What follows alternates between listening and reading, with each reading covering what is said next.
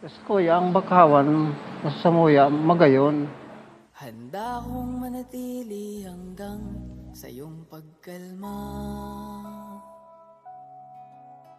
Magsisilbing lakas mo tuwing nanghihina ka.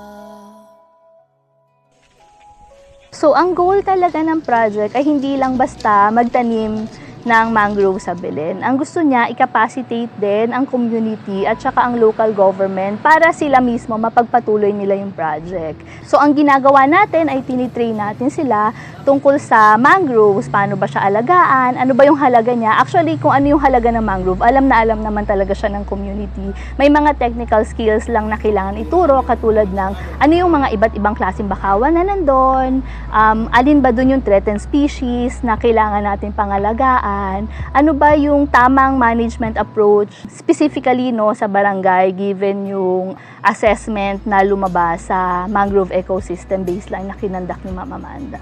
So through this project, nalaman nila na marami pala, no, na iba-ibang klase ng bakawan na meron sila. And surprisingly, no, magandang senyales na nakita namin ay meron sila, no, yung mangrove forest nila ay nag-harbor nung dalawang klase ng bakawan na nasa IUCN Red List natin na vulnerable na at near threatened. So yun yung marami, no, sa Belen. So all the more, no, na rason para mas dapat na protektahan nila at pangalagaan yung ecosystem na meron sila.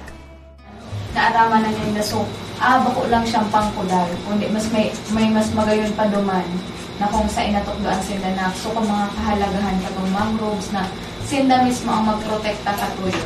Ito ang matao sa inday. Dagdag pa ning hanap buhay, dagdag pa ning mais, talagang sila. Maliban kasi sa pagpilot ng project sa Barangay Belen, gusto din sana namin na ma-replicate at ma-adapt siya ng LGUs at iba pang institusyon. Pag sinabi nating replication at adaptation, hindi ito eksaktong pagkopya ng ginawa sa Belen, kundi ang pag-apply ng parehong proseso at prinsipyo sa iba't ibang konteksto. Ang proseso na dinevelop sa Barangay Belen ay viable dahil nakadesign siyang simple at hindi magastos.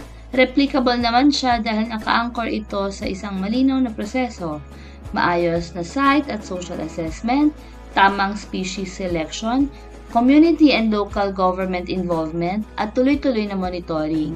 Sa ganitong paraan, ang approach ay nananatiling flexible pero grounded sa ecological at social conditions ng lugar at kung saan ang komunidad at lokal na gobyerno ay nagtutulungan.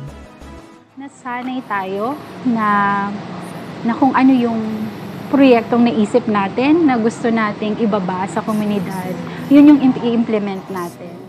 Kita ko yung importansya na alamin natin kung ano talaga yung kailangan ng komunidad, ano talaga yung kailangan ng ating kalikasan. Gagabayan ka sa lahat